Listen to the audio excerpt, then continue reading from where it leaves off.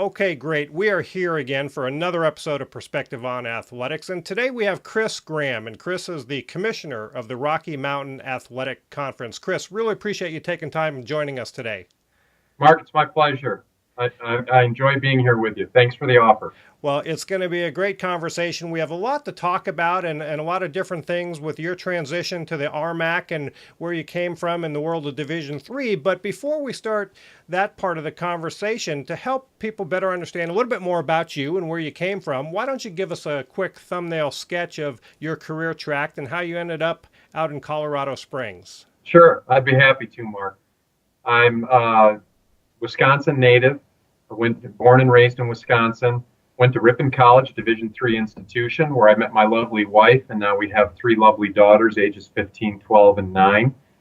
She's a first grade teacher and was in a local school district in rural Wisconsin there for the same amount of time that I had been working in collegiate athletics, which started at my alma mater, Ripon College, as a sports information director. I actually had to volunteer for about a semester before I was offered the sports information director job. I did some assistant baseball coaching. I did 2 years of women's soccer, which was a great experience for me. It's a wonderful sport. I didn't know much about it, but I did a lot of the recruiting and the logistical stuff, the scheduling, the travel arrangements. And from there, I was called to consider the assistant commissioner and sports information director job for the Midwest Conference, which was the first full-time position the Midwest Conference had ever supported and established. I was fortunate enough to receive that position. I stayed on the Ripon College campus where my alma mater was gracious enough to host me and to give me office space and some business services. I was there for 14 years, 4 as the assistant commissioner and SID, and then 10 as the commissioner. From there, I had been considering looking at other opportunities. As much as my heart remains in the Midwest region with the Midwest Conference and 11 wonderful private Division III liberal arts institutions, I wanted to spread my wings a little bit. I was contacted by a search firm. They wanted me to apply for the Rocky Mountain Athletic Conference job. I found great interest in it. This is a beautiful area in Colorado Springs, which is where our office is located. We have currently 15 full-time members, soon to be 16, spread across 5 states. I've got Pikes Peak looking right out my office window. And I've got a wonderful staff, a little bit larger of a staff than you normally have in Division III. And I know we may speak about some of those differences here shortly, but that's really my background. It started working at a place that I knew, my alma mater, coming up through a conference that I knew in the Midwest, and then branching off and gaining that experience to move into a position here in Division II. Yeah.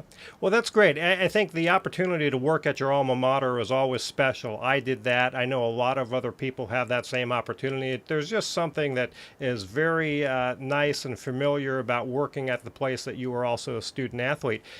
And there's also different paths to the conference office. And you started on a campus in a variety of roles.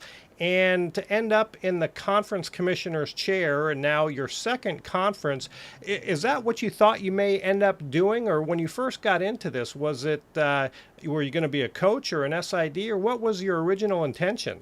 Oh, that's a great question. By all means, I was going to be a coach.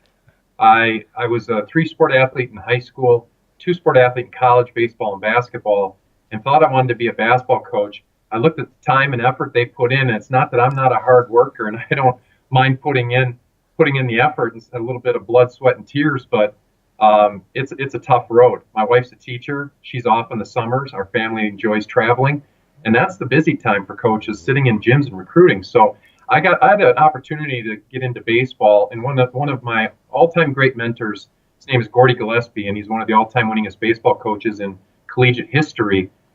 He was in the movie Rudy because he coached Rudy at Joliet Catholic High School. Very famous coach and individual, known across the nation. His son was the AD at the school, and he came up upon retirement and coached the baseball team, and I was his pitching coach for 6 years. Oh. He got me fascinated with the game in a way that I never understood as a player. So yes, my goal was to be a baseball coach. I got to the point where after 6 years, I was close to applying to become a head coach and moving on in that direction. But this opportunity at the Midwest Conference came along, and I thought, I could see myself in administration someday. And at 29 years old, I ought to take it now because I don't know if I'll have other chances. So one of the lessons I might share is understand the opportunities when you have them, and you never know if they're going to continue to come along. And if you feel comfortable with them and they sound like a good idea and a good opportunity, you have to take advantage of it. Well, that's interesting. And I do want to talk more about kind of the conference office environment and the job that you've been in two different conferences now. But when you first made that move, what was the biggest adjustment that you ran across, or the biggest thing that you didn't anticipate going from being a coach in an SID on a campus at one institution, now suddenly having to deal with multiple institutions in a very different role? Yeah, that's an excellent question. I guess if you want to refer to it as moving up the food chain or moving up administratively into higher ranks, it's a matter of responsibility and being prepared for that responsibility. Are you willing to accept that, coaches have tremendous responsibility? They've got young lives, anywhere from 15 to 30, 50, if you're a track coach. You've got a lot of lives on your hands when you're traveling with them. You're taking care of them in the hotels and on road trips, but the responsibility to ensure that everyone's being treated fairly, that you understand the needs of your constituents, your member institutions, and that decisions you make have a pretty significant impact, because they have to be considered in the scope of not just a narrow perspective that is one team, one institution, one philosophy, one mission, but I was working with 11 different philosophies and missions in the Midwest, and now I'm working with 15 of them. So it's willing to accept that responsibility that you're going to take the time to understand and appreciate all of those by getting to know the people that you work with, respecting what they do, and then working very hard to try to form those together into a synergetic type of a situation where you can be productive while maintaining the respect and responsibility for those individual institutions. Well, and I think that is true, and you spoke to the issue, I think, quite well.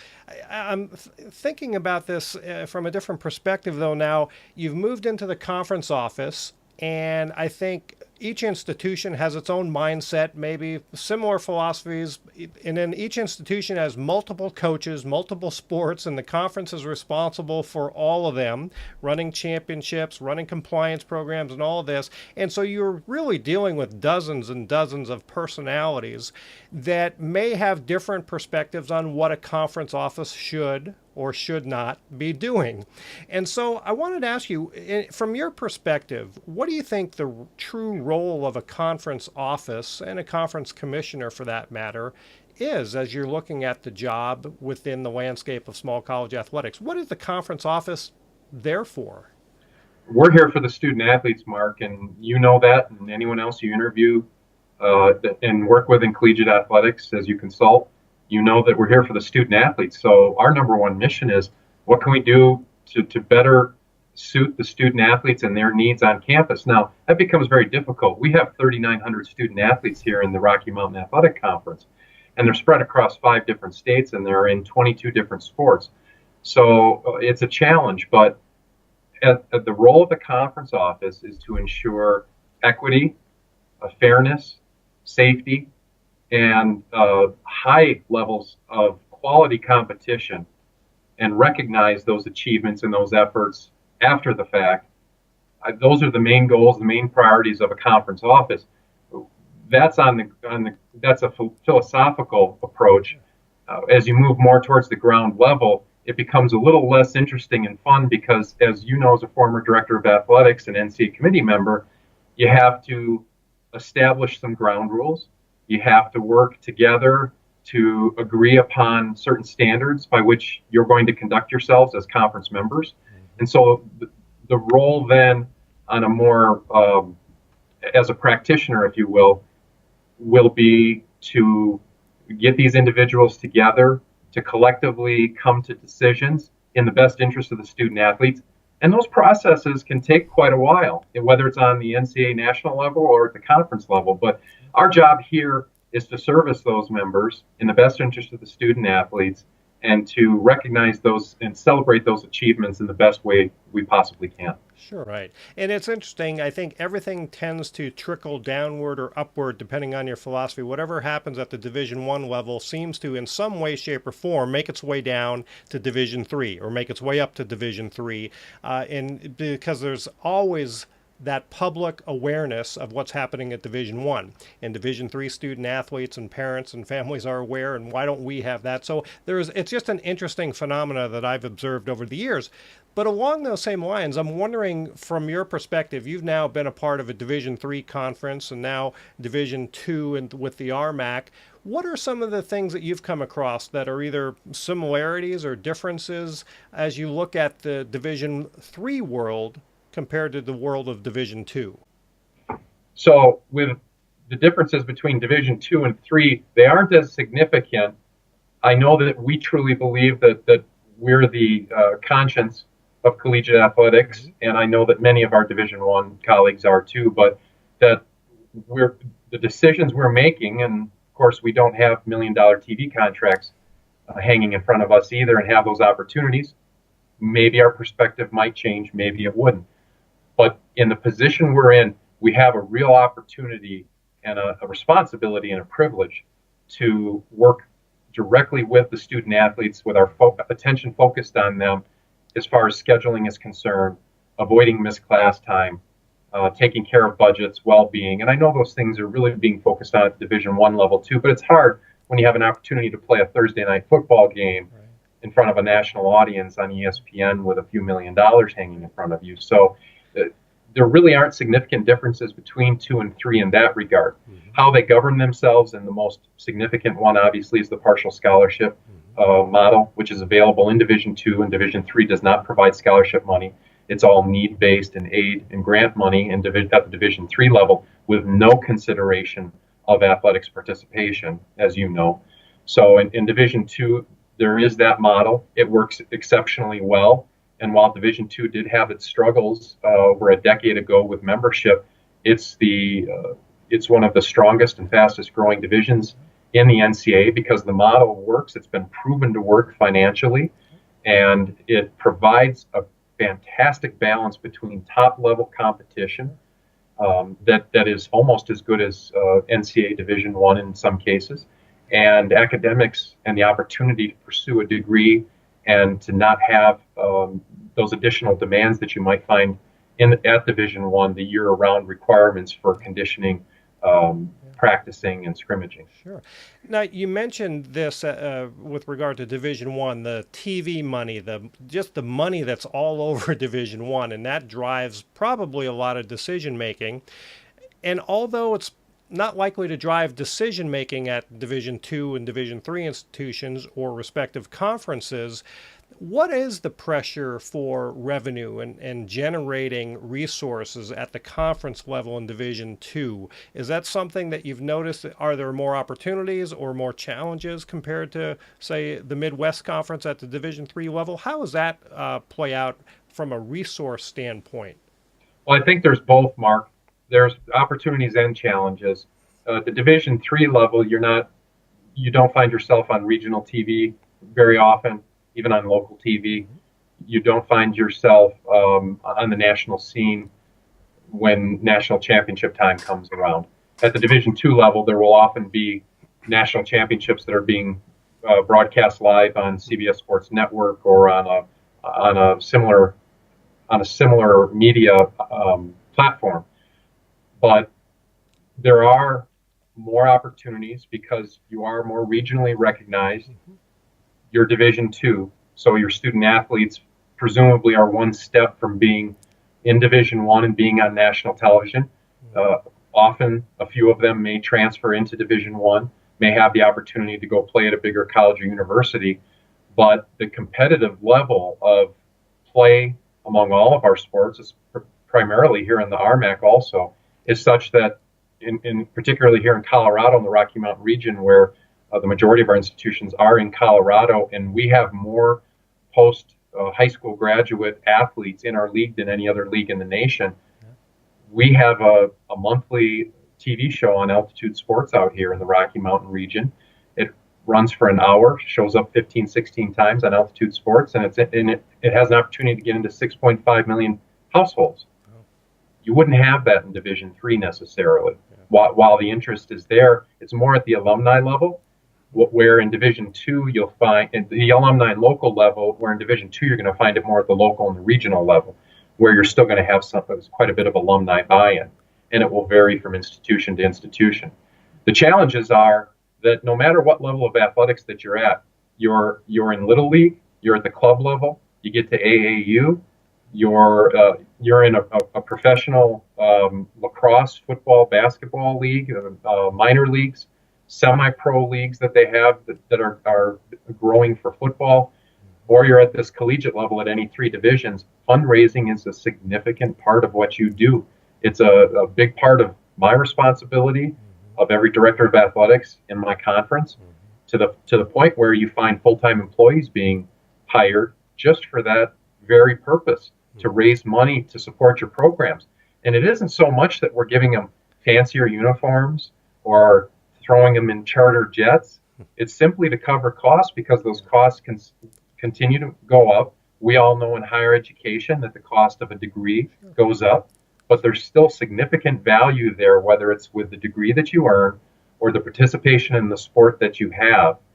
But in the Rocky Mountain region, we're running all the way from Silver City, New Mexico, all the way up to Spearfish, South Dakota, with Black Hills State and Western New Mexico down in Silver City.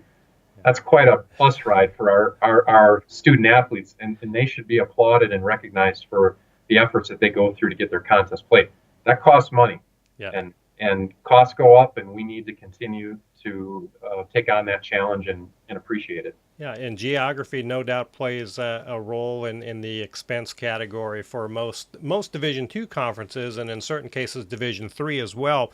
You know, what about the RMAC? You've been there 6-7 months now, so you're still relatively new. You mentioned earlier that you're soon to become a 16-member conference, I think. So there is some expansion going on. And from your perspective, talk about the RMAC a little bit and what you see, what attracted you to the job, number one, and then what the future holds for the RMAC as it relates to everything athletics. Yeah, thank you. Three main reasons for joining the RMAC. First and foremost, my decisions are always made for my family.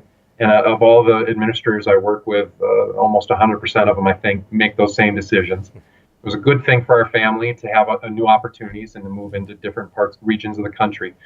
It's absolutely beautiful out here, but as I looked at the opportunities of this position, it's one of the most successful Division II conferences in the nation, with national championships and recognition, #1 ranked basketball team on an annual basis of Metro State, and schools that are just right behind it. We've got one of the top-ranked, top 5 football programs in the country. We have a baseball team that came one inning from winning the national championship this year with Colorado Mesa. Adams State University, you can go anywhere in this nation and say Adams State University, and anyone in athletics will say one of the greatest track and cross-country programs in the history of collegiate athletics, with all the national championships they have. Soccer, we had the #4 pick in the MLS on the men's side, came from Colorado School of Mines. What attracted me was the breadth of success and quality that we have in all of our programs. And it isn't that one school is good at everything, but they pick and choose, which is what's very interesting and unique about Division II. They can pick and choose what they want to be good in. I think if every president, director of athletics, and coach had their druthers, that they would choose to be champions in everything. But they dedicate their resources in one way or another. Some have football, some don't. And that's what makes the RMAC special, is that we can compete in every sport, and it's going to be a different school at different times. As far as the future of the RMAC, we did add South Dakota School of Mines and Technology up in Rapid City, South Dakota. We couldn't be happier with their addition, and they bring in another football playing member with them to add to our scheduling. And we are looking at Westminster College, that is going through the Division II process. They have an application in, and we hope that they're able to move into the provisional process over the next year or two. And we've committed to them, given them an invitation. They have accepted, so we consider them a member for all purposes. but they're just not a voting member yet until they become a Division II member. So we're looking forward to adding them in the next few years. We think 16 is a good number because it allows for divisional play with even 8-team divisions. It is a trend, which, as you referred to previously, sometimes there's a trickle down or trickle up, depending on whether you want Division III on top or Division I on top. But Division II sits very comfortably right there in between with the model that we have. And the Division I conferences have been growing. There was everyone that follows collegiate athletics understands the changes that have been made. We've seen just a little bit of that in Division II.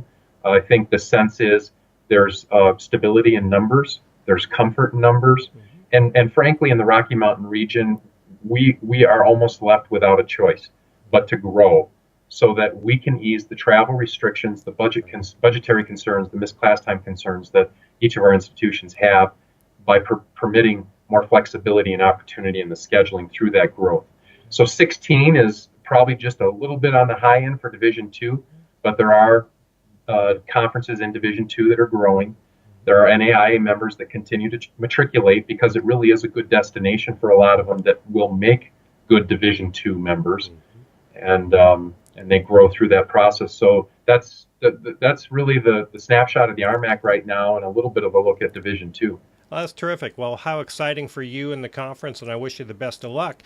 Thank you. I want to transition now. What I like to ask all of our guests is, you're in a position of leadership. You've been in leadership positions throughout your career, and leadership and athletics seem to go hand in hand. But I'm curious what your thoughts are about leadership. What's important for good leaders? What skills, traits, characteristics do you see as important for good leaders to have? And then, kind of relate that to college athletics today and what's needed from a leadership perspective. I agree that their leadership and athletics seem to go hand in hand. We shouldn't dismiss the great leaders that aren't in athletics, because there's certainly different styles and characteristics that fit within each of the career paths that we take. So I know many outside of athletics that have significant leadership skills that could translate very well to athletics also. And most of those people I know are former athletes themselves. So we could argue that a lot of that is born out of their participation. There's a lot of cliches that you can always throw out there: the ability to work together, the ability to listen, to grow, to overcome challenges. Overcoming adversity is one that gets thrown out by mass media quite a bit. I think it's overblown to an extent, but the ability to be persistent and in what you do, I think, is a characteristic that'll stand out for a leader. That at the first sign of trouble, you're not going to deviate and move to another path, the path of least resistance. It isn't necessarily putting your head down like a bull and forging ahead. That may happen sometimes. But more importantly, I think you have to really understand people. You have to be a good reader of people without even spending a lot of time with them to understand what their needs are. And that ultimately comes through with listening. As I'm doing now, I used to be a great talker. I still am to an extent.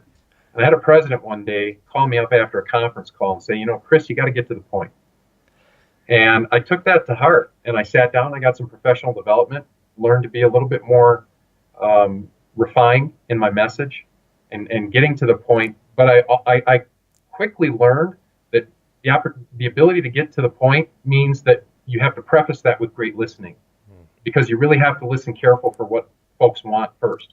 And then you have to take the time to translate that into what your message is going to be back to them. So when you talk about leadership, the message is always important.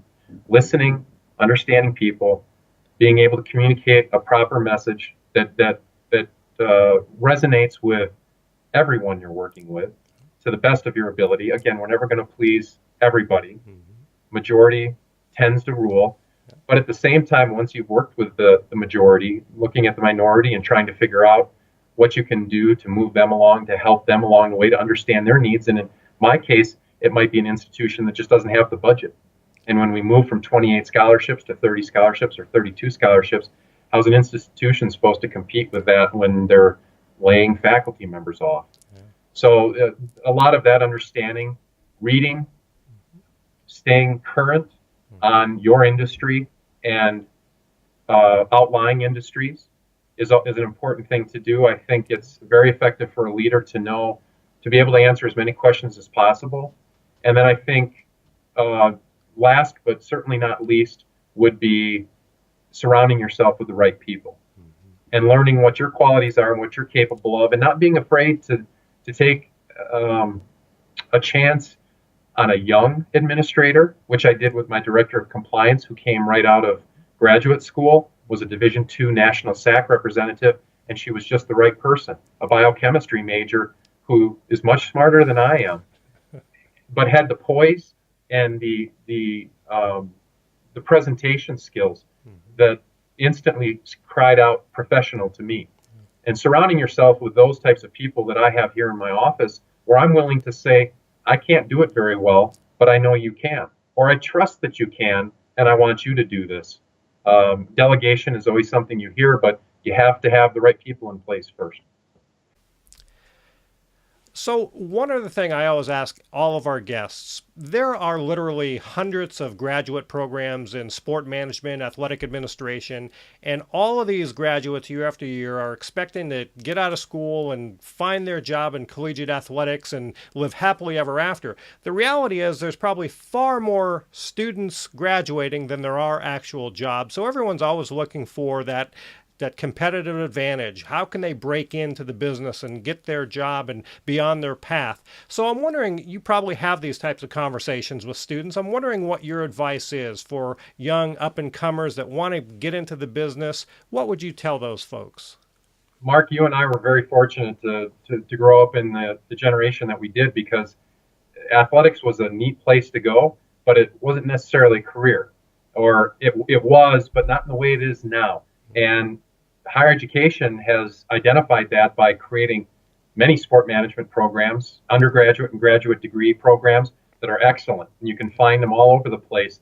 And certainly what that does, and with the explosion with ESPN pretty much leading the way of the internet, television, live games, broadcasters, media, play-by-play announcers, color announcers,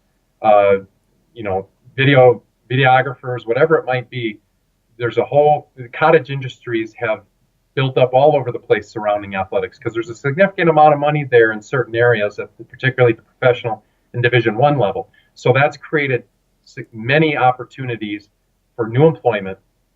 But of course, as you indicated, there's a lot of graduates that are coming out, and unfortunately, it would seem to me that the industry is a bit saturated.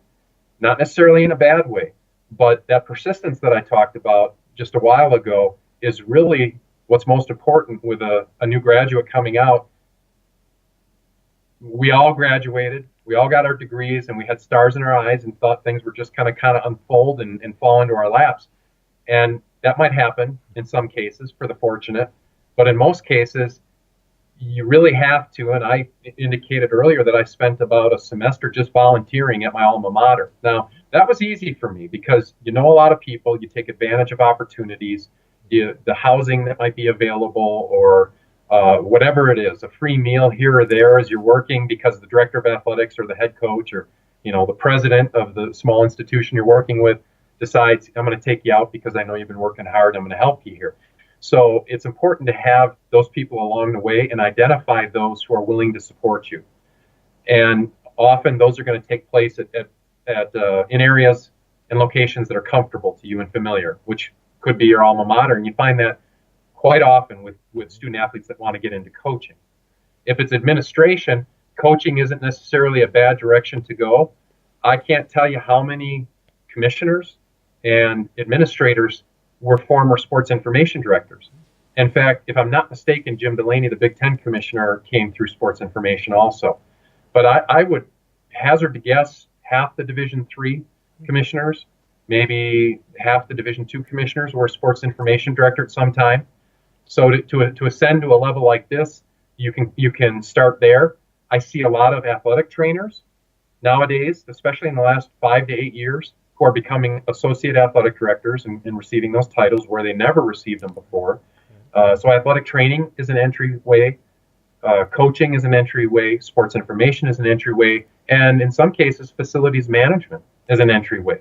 because when you get those positions and you stay around for a few years, in recognition of your service, you may not be getting big pay raises, but you might get the title change.